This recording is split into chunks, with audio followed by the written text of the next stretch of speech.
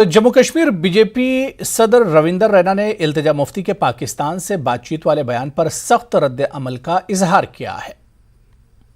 महबूबा मुफ्ती की बेटी इल्तिजा मुफ्ती ने आज न्यूज़ 18 से बात की और बहुत बड़ी कंट्रोवर्सी खड़ा कर दी। उन्होंने अपनी मां की तरह और पीडीपी की तर्ज पे पाकिस्तान के साथ बातचीत करने की वकालत की और ये भी कहा कि जितने भी सेपरेटिस्ट हैं उनको छोड़ देना चाहिए और ये भी कहा कि सेंट्रल गवर्नमेंट जम्मू कश्मीर में दिल की दूरी और जो दूरी है दिल की दूरी और दिल्ली की दूरी उसको कम करने के लिए कुछ नहीं कर रही है। हमारे साथ इस वक्त बीजेपी के जम्मू कश्मीर के प्रधान हैं रविंदर रैना।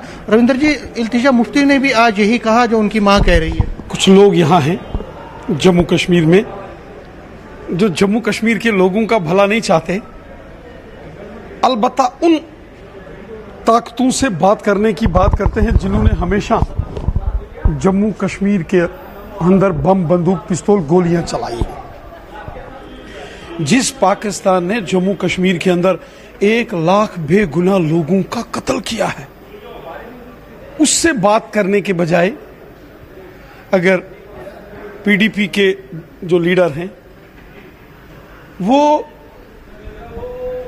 जिन लोगों के घरों के चिराग बुझ गए उनके जख्मों पर मरहम लगाने की बात करें तो बेहतर होगा। आपको लगता है कि ये रविंदर जी एक सवाल, आपको लगता है कि ये जो उनकी जो बात है कहीं ना कहीं पीडीपी और बाकी पार्टीज को, क्योंकि कल भी ये लोग मिले थे, सियासी जमातें हैं जिनका नाम है जिनका काम है इश्तियाल अंगेजी करना, जहर घोलना, लोग उनको जानते हैं। जो लोग जहर घोलकर सियासत करते हैं वो कभी रियासत जम्मू कश्मीर के हमदर्द और वफादार नहीं हो सकते हैं।